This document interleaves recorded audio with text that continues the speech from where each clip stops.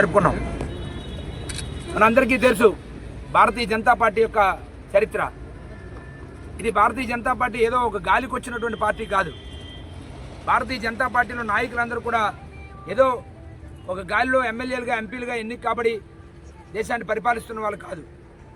సుదీర్ఘ కాలం పాటు 1951లో భారతీయ జనసంఘం రూపంలో స్థాపించబడినటువంటి భారతీయ జనసంఘం తర్వాత జనతా పార్టీలో విలీనమవడము, జనతా పార్టీ 1980లో జనతా పార్టీ నుంచి విడిపడి భారతీయ జనతా పార్టీగా రూపాంతరం చెందడం. సుదీర్ఘ కాలం పాటు ఈ దేశ ప్రజలకు సేవ చేస్తూ ఈ దేశ ప్రజల్ని జాతీయ భావాలకి ఆకర్షితులయ్యే విధంగా మన దేశం కోసం మనం పనిచేయాలి, ఈ దేశం కోసం ఈ ధర్మం కోసం మన యొక్క సనాతన ధర్మం ఆధారంగా మన భారతీయ తత్వం ఆధారంగా ఈ దేశంలో ఉన్నటువంటి పరిపాలన సాగాలి అనేటువంటి లక్ష్యంతో మన యొక్క భారతీయ జనసంఘ్ అధ్యక్షుడిగా పనిచేసినటువంటి పండిట్ దీన్ దయాళ్ ఉపాధ్యాయ గారు ఏదైతే మనకి మానవతా దర్శనం ఇచ్చారో, మానవ దర్శనం ఆ యొక్క సిద్ధాంతం ఆధారంగా అంత్యోదయ సమాజంలో ఉన్నటువంటి చిట్ట చివరి వాడు ఎవరైతే ఉన్నారో వారికి ప్రభుత్వం యొక్క సంక్షేమ ఆవిర్భావ దినోత్సవం సందర్భంగా ఈరోజు అనకాపల్లి కోడెల్లో ఏర్పాటు చేసినటువంటి పెద్దలు అధ్యక్షులు పరమేశ్వరరావు గారి ఆధ్వర్యంలో ఏర్పాటు చేసినటువంటి ఈ పతాకావిష్కరణ మన ఊరు మన జెండా కార్యక్రమానికి ఈరోజు నేను అతిథిగా వచ్చి ఈ జెండా కార్యక్రమాన్ని నిర్వహించడం జరిగింది. చాలా సంతోషం. భారతీయ జనతా పార్టీ ఆవిర్భవించి 47 సంవత్సరాలైంది. ఈ 47 సంవత్సరాలకు ముందు చాలా చరిత్ర ఉంది. 1951లో జనసంఘ ఏర్పాటు,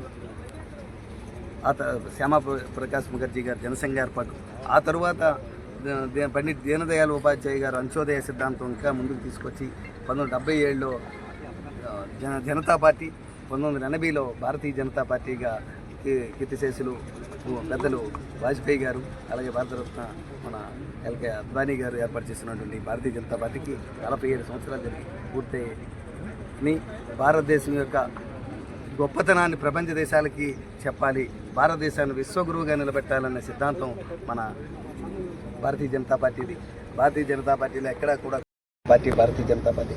అందుకోసమే కేవలం ఒక రైల్వే స్టేషన్లో టీ అమ్ముకున్న కుర్రోడికి 3 సార్లు ముఖ్యమంత్రిగా, 3 సార్లు ప్రధానమంత్రిగా అవకాశం ఇచ్చినటువంటి పార్టీ భారతీయ జనతా పార్టీ. పేద బడుగు బలహీన వర్గాల కోసం అంత్యోదయ సిద్ధాంతంతో ముందుకు తీసుకొస్తున్నటువంటి మన భారతీయ ప్రధానమంత్రి నరేంద్ర మోడీ గారు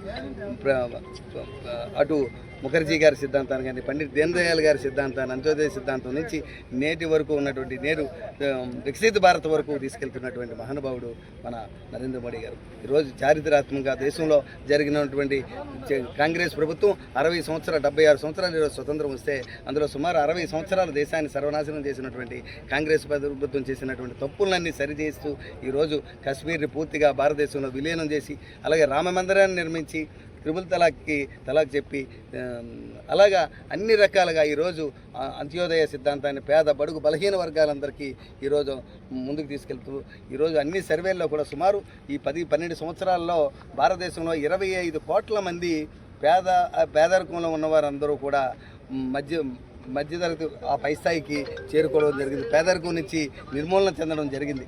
ఆ విధంగా పేద బడుగు బలహీన వర్గాలందరి కోసం పెద్దపేట వేస్తూ ముందుకు తీసుకెళ్తున్నటువంటి పార్టీ ఉంది. అటువంటి వికసిత భారత్ సిద్ధాంతంతో స్వతంత్రం వచ్చిన కనీసం 100 సంవత్సరాల నాటికైనా నా భారతదేశం నెంబర్ 1 దేశంగా ప్రపంచంలో ఉండాలి అనే ఒక లక్ష్యంతో మన గౌరవ ప్రధానమంత్రి నరేంద్ర మోడీ గారు చేస్తున్నటువంటి ఆయన సంకల్పంలో మనందరం భాగమై ముందుకెళ్తున్నందుకు ఈరోజు చాలా సంతోషంగా ఉంది.